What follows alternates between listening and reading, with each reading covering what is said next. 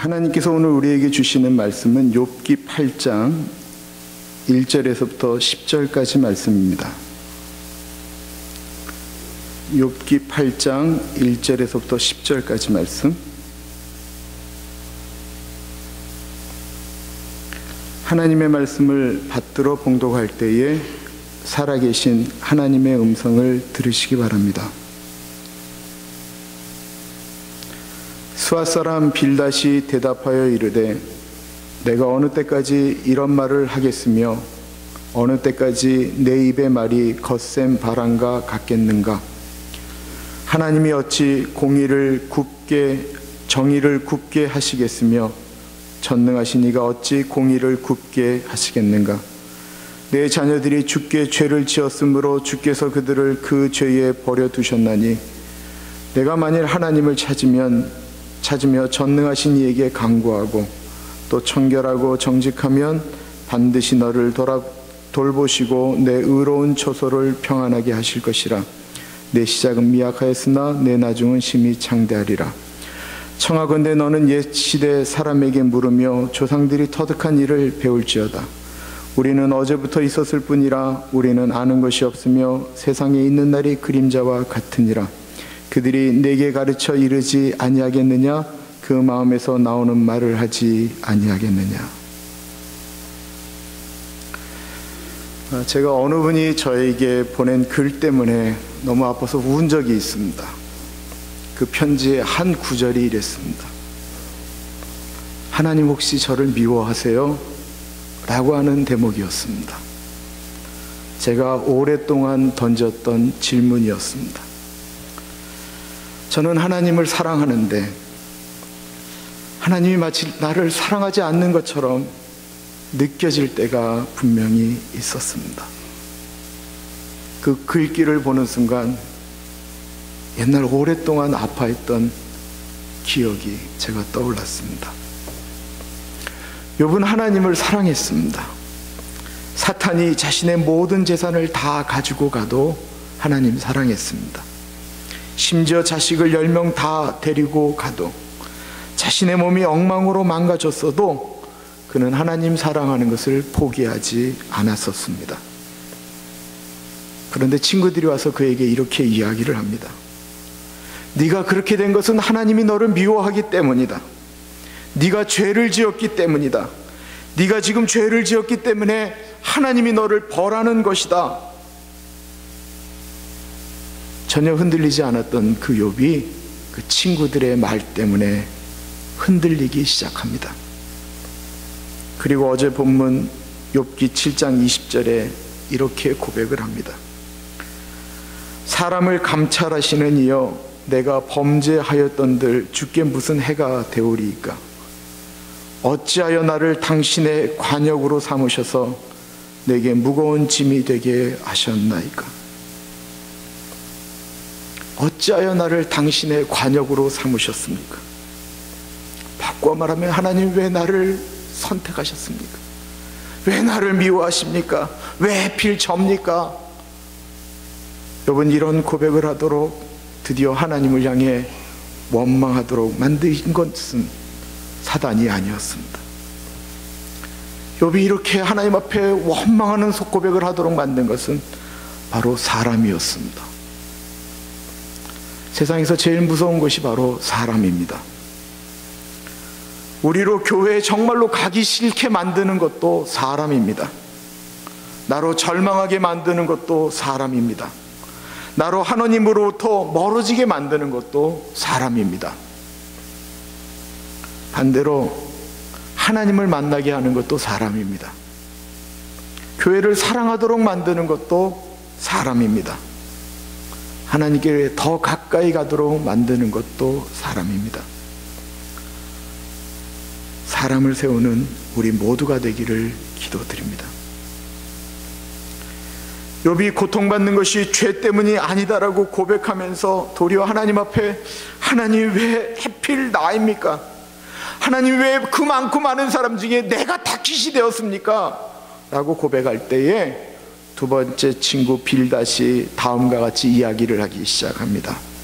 1절과 2절에 보면 수앗 사람 빌닷이 대답하여 이르되 네가 어느 때까지 이런 말을 하겠으며 어느 때까지 내 입의 말이 거센 바람과 같겠는가. 이 말이 무슨 말입니까? 말 같은 소리 좀 제발 하지 말라라고 지금 소리 지른 것입니다. 말 같지 않은 소리, 거센 바람처럼 허망한 소리는 이제 집어치우라는 것입니다. 우리는 다른 사람의 말을 듣는 중간에 자신의 생각과 다르면 말 같지 않은 소리 집어치우라고 이야기할 때가 있습니다. 이런 표현을 가리켜 우리는 잔소리라고 이야기합니다. 잔소리는요, 자기 눈에 거스릴 때마다, 자신의 생각과 다를 때마다, 자신이 말하고 싶을 때마다 하는 소리가 잔소리입니다. 조언은 무엇입니까? 생각하고 또 생각하고 참고 또 참고 기도하고 기도하다가 하는 이야기입니다. 잔소리는요, 나 때문에 하는 거고요, 조언은 그 사람을 위해서 하는 것입니다. 지금 빌닷은 자신이 가지고 있는 생각에 반대하는 욥에게 말하고 있습니다. 하나님이 어찌 정의를 굽게 하시겠으며 전능하신 이가 어찌 공의를 굽게 하시겠는가. 이 말은 사실입니다. 하나님은 정의로우시고요, 하나님은 공의로우십니다. 하나님은 절대로 엉터리로 심판하지 않으십니다. 그런데 지금 빌닷은 이 말을 지금 그 일을 당하고 있는 현실 가운데 욥에게 적용하고 있습니다. 욥의 현실은 모든 것을 다 잃어버렸습니다. 그것이 바로 하나님의 심판이다라는 것입니다. 우리 가운데 병든 분들은 다 하나님의 공의로운 심판을 받아서 그렇게 아픈 것입니까? 우리 가운데 혹이나 일이 잘 안 되는 분은 다 하나님의 심판을 받아서 그런 것입니까? 그럼 왜 범죄한 사람들이 잘 삽니까? 왜 하루에 담배를 2갑씩 피우는 분들은 멀쩡하고 감기 하나 안 걸리는데 담배 냄새만 맡아도 머리가 아픈 분들이 왜 폐병에 걸려 죽습니까? 왜 그렇게 술을 마시고 술집으로 돌아다녀서 아내의 가슴에 대못을 받는 남자는 아무리 먹어도 멀쩡한데 아내 사랑하고 가족 사랑하는 남편이 왜 갑자기 간암으로 죽습니까? 하나님의 정의와 공의를 오늘 이 시간에 적용한다면 죄송하지만 새벽 예배 열심히 드리는 분들이 제일 잘 살아야지요. 그 자녀들이 제일 잘 돼야지요. 건강하지 않으면 저주받은 것이고 못 살면 저주받은 것입니까? 정말로 물질이 축복일까요? 축복이지요. 더군다나 이 미국에 살면서 물질은 분명히 축복입니다. 그러나 꼭 그렇지 않습니다. 물질이 저주가 될 수도 있습니다. 제가 이제 그 당회에다 EM 목회에 대한 보고서를 제출해야 되기 때문에 여러 가지 책을 읽습니다. 책을 읽다 보니까 이런 얘기가 나오더라고요. 왜 2세들이 교회를 떠나는가? 그 중에 이게 무슨 그분들이 하는 얘기가 아니고 통계가 나와요. 통계가 2세가 좋은 대학을 가면 좋은 대학을 갈수록, 2세가 돈을 잘 버는 직장에 취직하면 취직할수록 그들이 놀랍게도 신앙을 잃어버릴 확률이 훨씬 더 높았습니다. 우리는 기도합니다. 우리 자식이 좋은 대학 가게 해주십시오. 기도합니다. 우리 자식이 좋은 직장 잡을 수 있도록 기도합니다. 그러나 그 기도가 다입니까? 그래서 요즘 교회가 어떻게 되었습니까? 하나님, 그들이 대학을 가더라도 신앙을 잃지 않게 해주십시오. 그들이 설령 망한다 할지라도 신앙은 잃지 않게 하여 주십시오. 아니, 주님 때려서라도 세상에 소망 되시는 예수님 만나게 해주십시오. 이 세상에서 거지처럼 산다고 할지라도 천국에서 주님과 함께 왕처럼 살 수 있도록 해주십시오. 예수 안 믿는 자녀들을 위해서 혹시 이런 기도를 해보신 적은 있으십니까? 빌닷은 눈에 보이는 모든 것이 축복입니다. 성공하는 것이 바로 축복입니다. 눈에 보이는 안 좋은 것이 바로 저주인 것입니다. 그렇게 생각하기에 빌닷은 정말로 해서는 안 될 말을 합니다. 그것은 욥에게 너의 자식이 죽은 이유는 그들이 지은 죄 때문이다라고 말하고 있는 것입니다. 4절에 보면 내 자녀들이 주께 죄를 지었으므로 주께서 그들을 그 죄에 버려두셨나니. 이 얼마나 말이 안 되는 아픈 이야기입니까? 욥의 친구들은 아마 자식들이 먼저 죽은 것이 얼마나 고통스러운 일인지 전혀 느끼지 못하는 사람들입니다.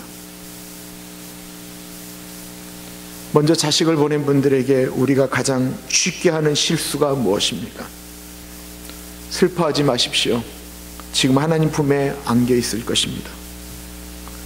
그런데 이런 말을 절대로 안 쓰는 분들이 있습니다. 자식을 먼저 보낸 분들은 그분에게 그런 표현하지 않습니다. 망한 사람에게 하나님이 또 다른 계획이 있을 것입니다. 이거요, 망한 분에게 별로 도움이 되는 말 아닙니다. 말이 틀린 것은 아닙니다. 그러나 위로하겠다고 쓸 수 있는 말도 아닙니다.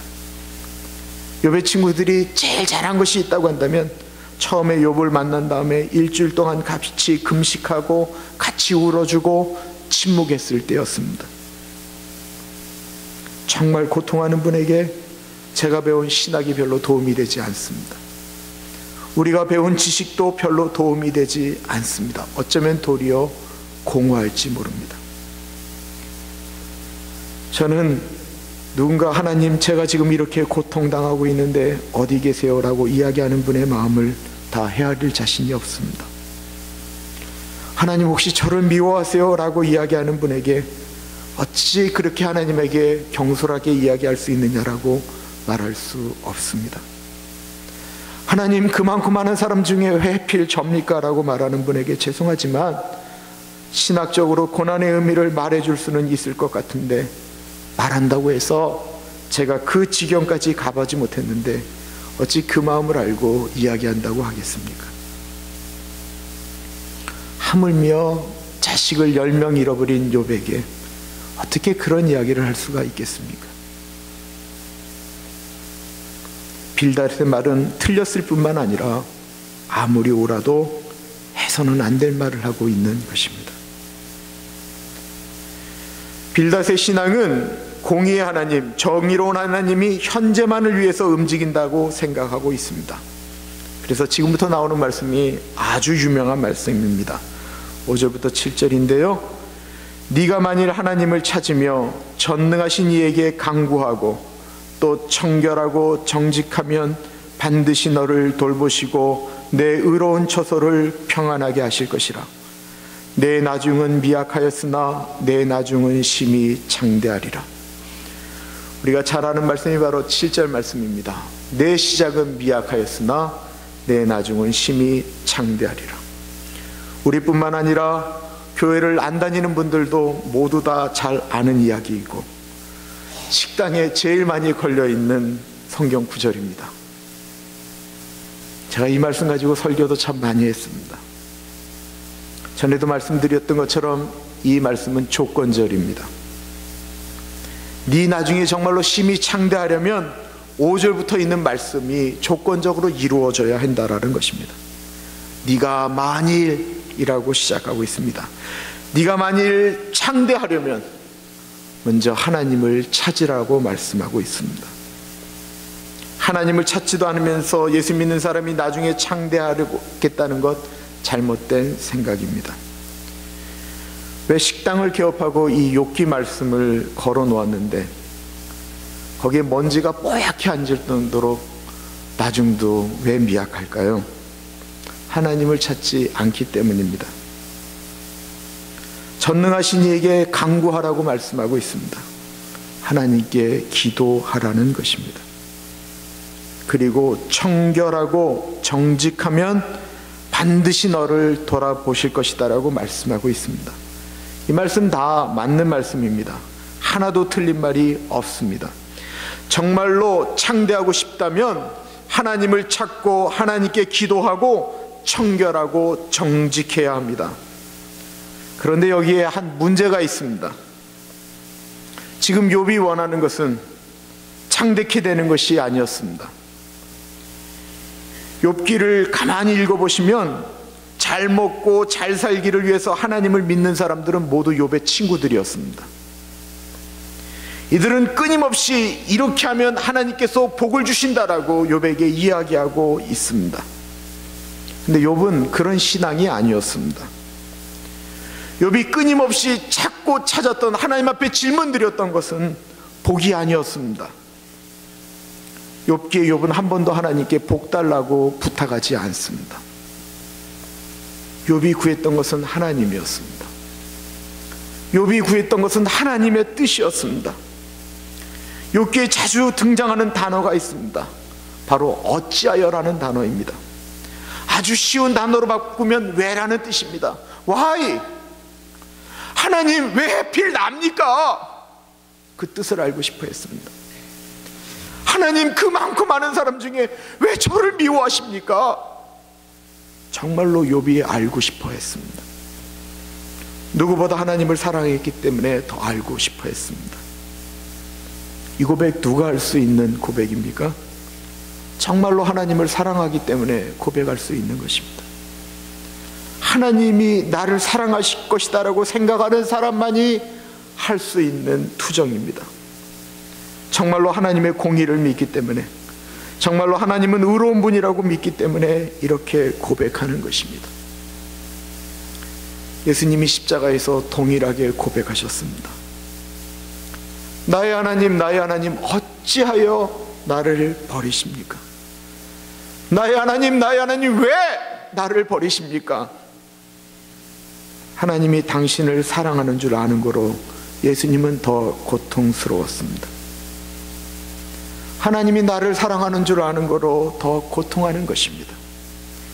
내가 하나님을 사랑한다라고 생각할 때 더 고통스러운 것입니다. 제가 그랬습니다. 제가 생각할 때 다른 사람들보다 내가 하나님을 더 사랑하는 것 같은데 하나님이 나를 미워하신다라고 생각하니까 너무 고통스러웠습니다. 욥은 지금 나중에 창대해지는 것에 관심이 없습니다. 다시 건강해지는 것도 욥은 관심이 없습니다. 욥의 관심은 하나님이었습니다. 그런데 욥의 마음을 모르는 친구들은 열심히 계속해서 자신의 생각을 주장합니다. 아마 이 친구들은 한 번도 실패해 본 적이 없는 사람들인 것 같습니다. 한 번도 가슴 깊이 아파해 본 적이 없는 사람들 같습니다. 한 번도 낮고 낮은 자리에 내려가 본 적이 없는 사람들인 것 같습니다. 그래서 빌닷은 이렇게 말을 합니다. 8절부터 10절에 보면, 청하건대 너는 옛 시대 사람들에게 물으며 조상들이 터득한 일을 배울지어다. 우리는 어제부터 있었을 뿐이라 우리는 아는 것이 없으며 세상에 있는 날이 그림자와 같으니라. 그들이 네게 가르쳐 이르지 아니하겠느냐? 그 마음에서 나오는 말을 하지 아니하겠느냐? 이 말이 무슨 말입니까? 옛부터 어른들이 했던 말이 틀린 말이 하나도 없다라는 말입니다. 악한 사람은 벌을 받고 착한 사람은 복을 받는다라는 것입니다. 이 말도 틀린 말 아닙니다. 그러나 이 말이 가장 잘 적용되는 것은 바로 하늘나라입니다. 정직해도요 망할 수 있습니다. 기도 많이 해도요 아플 수 있습니다. 하나님 사랑하는데 고난당할 수 있습니다. 저는 이런 말을 별로 좋아하지 않습니다. 교회에서 아주 쉽게 하는 말 중에 우리가 하나님께 드린 만큼 하나님은 우리에게 더 많이 주신다라는 말씀입니다. 하나님은 즐겁게 감사하게 내는 자에게 더 큰 축복을 주신다라는 말씀입니다. 물론 성경에 나와 있는 말씀입니다. 그런데 이 말은 하나님을 아예 규정해서 하는 말입니다. 이 말 바꾸어 말하면 하나님은 받으면 주신다라는 것입니다. 아니, 하나님 그렇지 않습니다. 하나님은 공의의 하나님이시기도 하지만 하나님은 사랑의 하나님이십니다. 하나님은 우리가 뭐 하나님께 드리지 않았는데도 하나님은 사랑하는 아들을 우리에게 주셨습니다. 대충 살고 대충 죄짓고 대충 하나님 섬기는데도 여전히 아침에 동쪽에서는 해가 뜨고 저녁이 되면 서쪽으로 해가 집니다. 때에 따라 봄비를 내려주시고 가을비도 내려주십니다.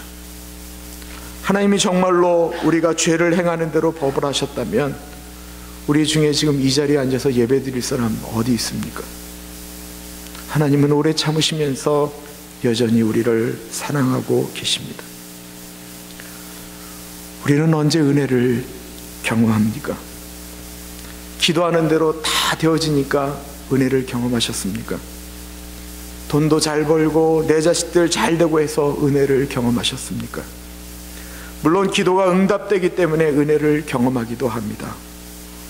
그러나 저는 약할 때 은혜를 경험했습니다. 제가 저를 볼 때 저는 너무 약합니다. 어떤 일이 이루어지면 내 안에는 너무나도 무력함을 경험할 때가 있습니다. 그래서 주님께 못한다라고 고백합니다. 주님, 나 못해요. 주님, 나 이번에는 정말로 하기 싫어요. 도망가고 싶고 피하고 싶고 안 하고 싶어집니다. 우리 장로님들 당회 1년에 한 2번만 하면 안 될까요? 1년표 갖고 한 10년 동안 계속 그거 울고 먹으면 좀 안 될까요? 그래서 머리가 나쁘니까 못한다고 하는데 어이없게도 말이에요, 못해요 하다가 하면 반응이 좋을 때가 많아요. 그건 내가 머리가 좋아서 똑똑해서라고 하면 은혜라고 할 수 있겠습니까? 저는 더 받고 싶어서 하나님께 드리는 것 아닙니다. 바보 쪼다 같은 사람이, 영어도 못하는 사람이 대오렌지 가나안 장로교회 교인들처럼 수준도 있고 똑똑하고 나이스하고 인정이 많은 분들을 모시고 이 미국에서 목회를 할 수 있다는 것이 정말로 감사해서 하나님께 감사를 드립니다. 우리 자식들이 내 조국도 아닌 곳에서 그렇게 살아갈 수 있는 것에 감사를 드립니다.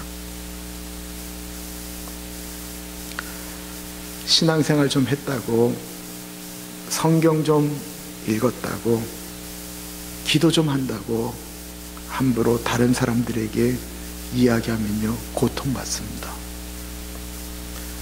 누가복음을 묵상하면서 예수님이 가장 외로웠던 모습이 무엇이었습니까? 예수님을 향해서 십자가에서 내려오라고 소리 질렀던 사람들은 예수님이 사랑하였던 백성들이었습니다.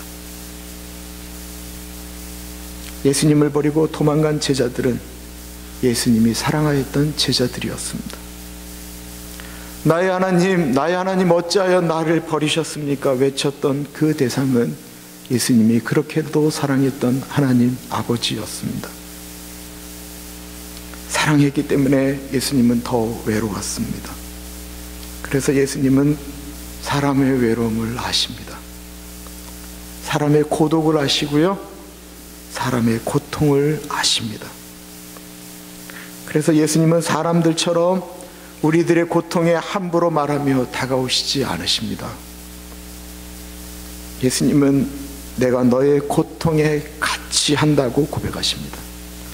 네가 설령 죄를 지었다 할지라도, 네가 형편이 없어 사람들에게 손가락질 받는다고 할지라도, 모두 너를 떠난다 할지라도 나는 너를 떠나지 않을 것이다 라고 말씀하십니다. 사람들을 너무 기대하지 마십시오. 사람들에게 너무 알아달라고, 나를 좀 알아달라고 너무 이야기하지 마십시오. 주님에게 하십시오. 하나님께 소리 지르지 않으면요, 우리는 사람들에게 소리를 지르게 됩니다. 하나님에게 무릎을 꿇지 않으면 우리는 사람들에게 무릎을 꿇게 됩니다. 욥은 지금 알고 있습니다. 하나님만이 아실 일이지 니들은 모른다라는 것입니다. 우리의 고통을 가장 잘 아시는 분은 예수님밖에 없습니다. 주님과 같은 분은 이 세상에 없습니다. 이 시간에 고통받는 분들, 주님 앞에 밖에 내놓을 수 없는 고통, 누구에게도 말할 수 없는 고통 이해하시는 주님께 나아가기를 기도드립니다. 우리가 불렀던 가스펠 중에 이런 가스펠이 있습니다. 주님과 같이 내 마음 만지는 분은 없네. 오랜 세월 찾아 나날았네. 주밖에 없네. 주잡이 강같이 흐르고 주손길 치료하네. 고통받는 자녀 품으시니 주밖에 없네. 주님과 같이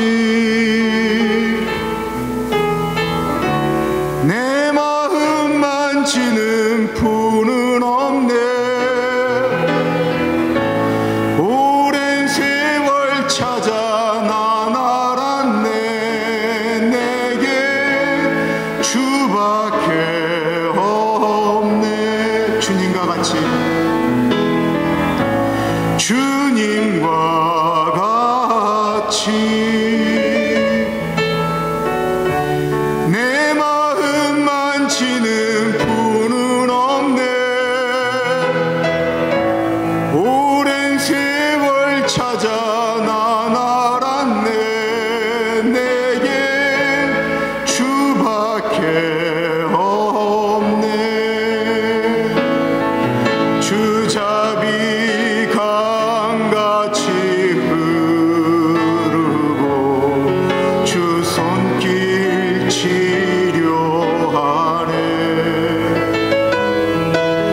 고통받는 자녀 품으시니 주밖에 없네. 주님과 같이 내 마음 만지는 분은 없네. 오랜 세월 찾아 난 알았네. 내게 주밖에 없네. 주님과 같이, 주님과 같이 내 마음 만지는 분은 없네. 오랜 세월 찾아 난 알았네. 내게 주밖에 없네. 주잡이 강같이 흐르고 주잡이 강같이 흐르고 주 손길 치료하네.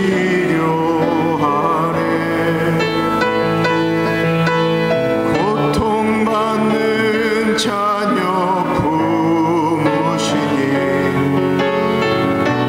주밖에 없네.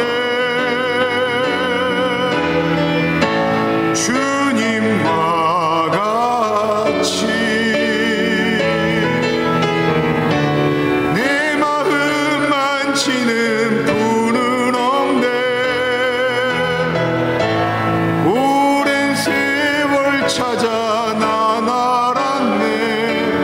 내게 주밖에 없네.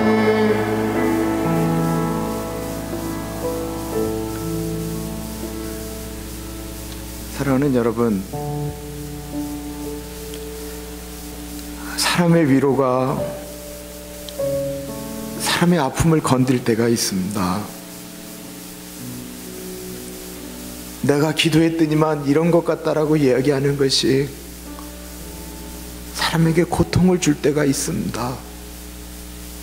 하나님의 말씀이지만 이거 읽어보라고 들이미는 성경 구절 때문에도 사람이 아파할 수 있습니다. 그래서 주밖에 없습니다. 우리의 낮은 신음을 아시는 분도 주밖에 없고, 정말 사람들에게 드러낼 수 없는 아픔의 그 깊은 자락 가운데도 주님이 그 자리에 계십니다. 그래서 우리는 또다시 주님 앞에 기도하며 나아가는 것입니다. 시간에 우리 같이 한번 주님께 기도했으면 좋겠습니다. 혹시 자녀들의 문제 때문에 아파하시는 분들 있으세요? 본인의 문제, 가정의 문제, 친척의 문제, 친구의 문제, 주님밖에 없는데 우리 주님 앞에 좀 기도하며 나아가겠습니다. 주님의 손길이 나를 만져주시기를 기도드리고 주의 자비가 나를 덮기를 기도드립니다. 우리 같이 이 시간에 기도하며 나아가겠습니다. 하나님 아버지, 시간에 기도합니다. 존귀하신 하나님 아버지, 아버지같이 하여 주십시오. 사랑의 하나님 아버지, 누가 알겠습니까? 누가 이 마음을 알겠습니까? 존귀하신 하나님, 하나님이 만져주시기를 기도드립니다. 하나님 아버지가 만져주시기를 기도드립니다. 존귀하신 하나님 아버지, 주님 같이 하여 주옵소서. 오 하나님 아버지, 아버지 같이 하여 주시기를 기도드립니다. 네 하나님 아버지 같이 하여 주십시오. 하나님 아버지 같이 하여 주십시오.